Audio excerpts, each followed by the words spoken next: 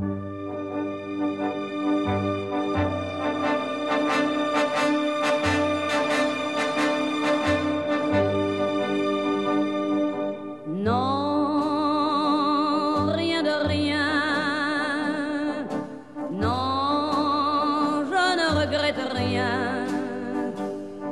le bien qu'on m'a fait,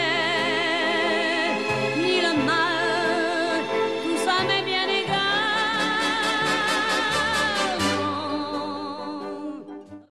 Ret bliver til uret, så bliver modstand til pligt, og sådan er det i den her sag. Når det er sådan, at man tager en brosten i hånden på Jagtvej eller på Nørrebro i al almindelighed, kaster den i hovedet på politiet eller en af de næringsdrivendes vinduer, så er det ikke noget politisk problem. Så er det kriminalitet, og så skal man anholde, så skal man sættes i spjældet, og så er den sådan set ikke så meget længere. Det er jo jer, der startede. I må komme ud i virkeligheden ude på Nørrebro, og så se, hvad der foregår. I kan ikke sidde og vaske jeres hænder, og det samme gælder for Ritt Bjerregaard. Jagtvej 69, hvad enten man kan lide det eller ej, er ejet af Faderhuset. Så er den sådan set for Københavns Kommune ikke særlig meget længere. Vi har, selv hvis man ville, har kommunen faktisk ikke nogen mulighed for politisk at gå ind og blande sig, al den stund at Jagtvej 69 er ejet af Faderhus.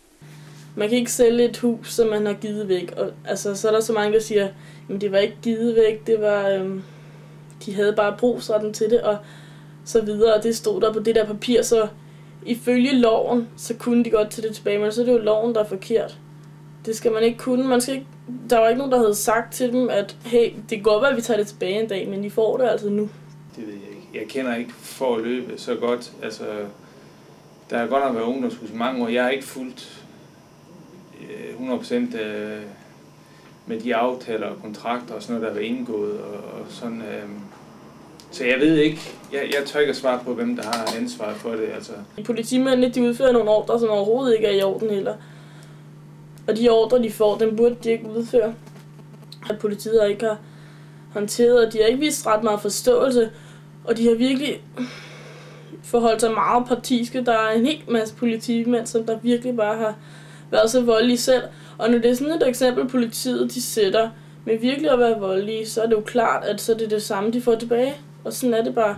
Og når politiet de smadrer uskyldige mennesker, så bliver de selv smadret. Jeg synes, politiet har god kontrol over det.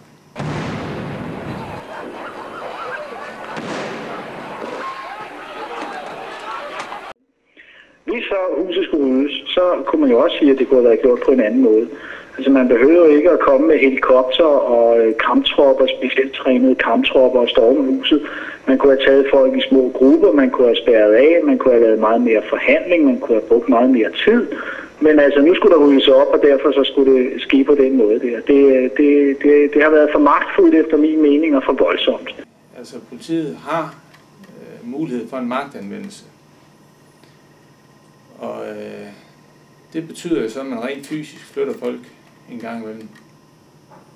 Og at man selvfølgelig fremtræder konsekvent hele tiden. Og så er det jo klart, at den anden part, det er at opleve måske konsekvens for første gang i deres liv. Altså, og bliver chokeret over det. Men vold er der ikke, det synes jeg ikke, man kan kalde det. Det er en magtanvendelse. Så jeg følte hele tiden, der var styr på det, og vi var sådan trygge ved situationen. De unge gravede mursten op og brugte dem som kasteskyts mod politiet og deres pansrede mandskabsvogne.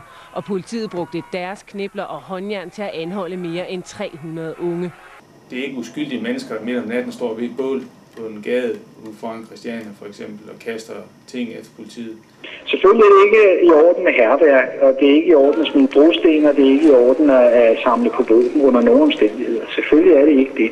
Det man skal forstå er, at de gør det ikke for sjov. De har gjort det efter en meget, meget lang proces, hvor de er blevet til grin, hvor de er blevet ydmyget, og ingen har ville høre på dem, og hvor kommunen og politiet har opført sig aggressivt over for dem. Men det, der er historien i det her, jeg kan ikke lide, når der bliver ballade. Men nogle gange, så må man forstå, hvorfor der bliver ballade. Ansvaret er først og fremmest Københavns Kommunes, som er skyld i, at problemet opstod. De har lovet de unge huset, de har givet dem, de unge har fået huset som gave, og derefter så tager de gaven tilbage og står ikke ved deres ord. Så bliver de unge meget vrede, og så har vi balladen. Det vil sige, Københavns Kommune har skabt problemet. Vi vil kæmpe hårdere, end vi gjorde i går. Og man kan sige, at politikerne har sat os i en situation, hvor det er en alt eller intet situation for os. Og sådan kan man godt sætte det op alt eller intet, og vi har tænkt os at kæmpe til den bitre ende. Jamen, jeg tager ikke nogen dialog med nogen som helst, som truer med bål og brand i de københavnske gader, så enkelt er det. Hvad ville du og jeg gøre, hvis vi følte, at der var blevet pisset på os, hvis vi var frataget alle muligheder, hvis det fællesskab, vi var en del af, det sted, hvor vi følte, vi hørte hjemme osv., blev frataget os og jævnet med jorden? Hvordan ville vi så føle det?